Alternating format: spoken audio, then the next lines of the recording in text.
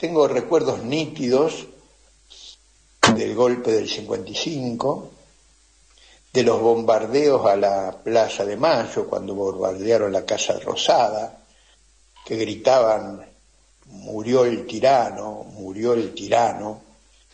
y otras cosas que ahora no me quiero acordar.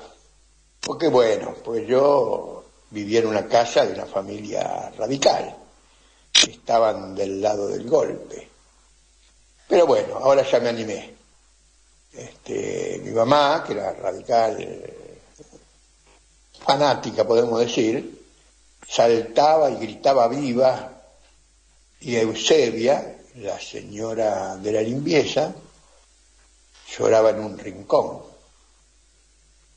Por otro lado, para salvar un poco a mi madre, diré que a la hora de comer, la que servía la comida era mi mamá, y muchas veces Eusebia comía con nosotros.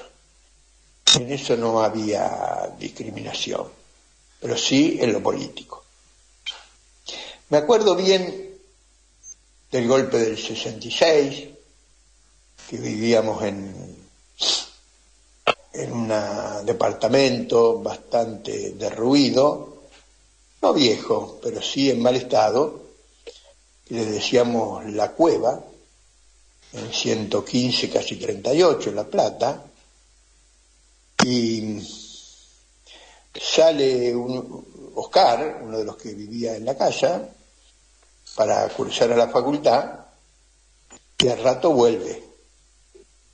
La facultad está tomada por el ejército, lo cual para nosotros, reforma universitaria y autonomía mediante, resultaba un escándalo, habían violado la autonomía universitaria. En cambio, del golpe del 76 no tengo ningún recuerdo de ese día. Sí, cuando lo mataron a Santucho, bueno, y muchos otros recuerdos. ¿Por qué? Me pregunto yo, ¿por qué no tengo recuerdo del 24 de marzo? Porque veníamos luchando en la clandestinidad como organización política desde su nacimiento, era una organización clandestina, y en lo personal yo había pasado la clandestinidad en abril de 1975, cuando dejé la fábrica. Y todo ese año 75 fue un año lleno de luchas obreras, sobre todo obreras, iba a decir populares, pero eran fundamentalmente obreras. Y pasamos por grandes acciones militares, pasamos por el intento de la toma del batallón Domingo Viejo Bueno, batallón de Arsenales, donde tuvimos 57 bajas ese día, compañeras y compañeros muertos y desaparecidos, más unos 4 o 5 compañeras y compañeros en los días anteriores, desde el 5 o 6 de diciembre, que cayó Juan Eliseo Ledesma, el comandante jefe de Estado Mayor del ERP. Y habíamos pasado también los primeros días del 76, en los que continuaba intensamente la movilización en la zona sur del Gran Buenos Aires, en la zona oeste del Gran Buenos Aires. No tengo los datos de la zona norte del Gran Buenos Aires, pero en el Gran Buenos Aires se mantenía una gran movilización que desmiente el profundo reflujo que había en ese momento. No era así. Sí era parcial en algunos lugares del país. Y bueno, nosotros continuamos la militancia en la clandestinidad. El último año del gobierno peronista no fue un paseo de rosas. Yo no sé por qué no se le llama terrorismo de Estado al gobierno peronista desde el 20 de junio del 73 en adelante. porque se cobraron, según hay dos versiones, yo tengo la versión de 1.500 muertos y desaparecidos, un compañero me dice que son 2.000, bueno, entre 1.500 y 2.000 muertos y desaparecidos, un gobierno que se dice democrático está le queda muy lejos el nombre de gobierno democrático y mucho más cerca el nombre de terrorismo de Estado. O sea que nosotros veníamos viviendo en una situación de terrorismo de Estado que tuvo, sí, a no negarlo, un salto cualitativo, como decimos los marxistas. Cambió en calidad. ¿Por qué? Porque la clase dominante, a través de las Fuerzas Armadas, salió a ocupar el territorio como una fuerza extranjera de invasión que invade un país y ocupa el territorio. Acá no solo tomó el gobierno nacional, no solo tomó los puertos, aeropuertos, los nudos ferroviarios y carreteros, las estaciones de trenes y de ómnibus, los bancos, sobre todo los bancos donde está la guita, sino que tomó el territorio. Ese fue uno de los elementos distintivos de la dictadura del 76. Y continuó, se acrecentó una persecución endemoniada. Y nosotros seguimos resistiendo, seguimos luchando. El propio 29 de marzo de 1976, en Moreno, en la localidad del Gran Buenos Aires Oeste, Moreno, realizamos la reunión del Comité Central, allí, en la Quinta La Pastoril, del cual con Silvia Visconti, Marcelo Esteves Rivero, compañera y compañero uruguayos de Montevideo, hicieron la película.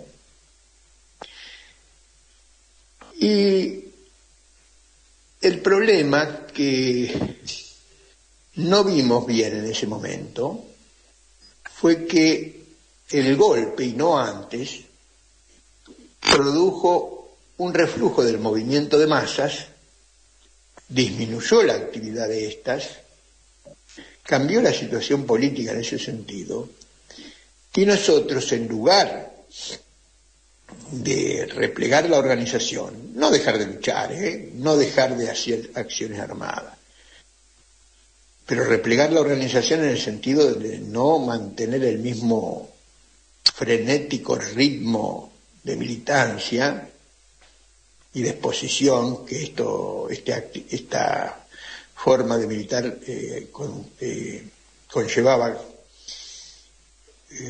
no replegamos y dejamos expuesta la organización. Al contrario, nuestra consigna fue Argentino a las armas, que remarcaba el error que estamos mencionando. Recién visualizado en junio, el 9 de junio del 76, a través del editorial que escribió Mario Roberto Santucho. Cambió la consigna de Argentinos a las armas por la consigna con fuerza hacia las masas. Pero evidentemente llegó tarde, porque hasta ese momento, habíamos sido muy golpeados, sobre todo en la dirección, como siempre. Había caído el Pollo Enrique del MIR chileno, había caído el comandante Juan Manuel Carrizo, y muchos cuadros y militantes también. Un mes, 40 días después, tuvimos la gran tragedia de la caída de nuestro comandante Mario Roberto Santucho. Una semana antes, debía salir del país porque así lo había resuelto el comité ejecutivo del partido. Pero en aras de la unidad,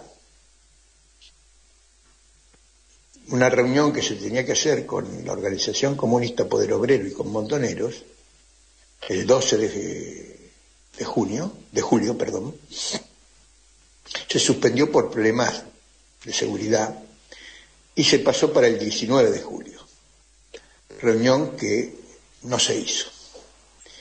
Y ahí cae Santucho, cae Urtiaga, cae Mena, cae Liliana Delfino, Fernando Hertel y Domingo Mena. A partir de ahí sí comienza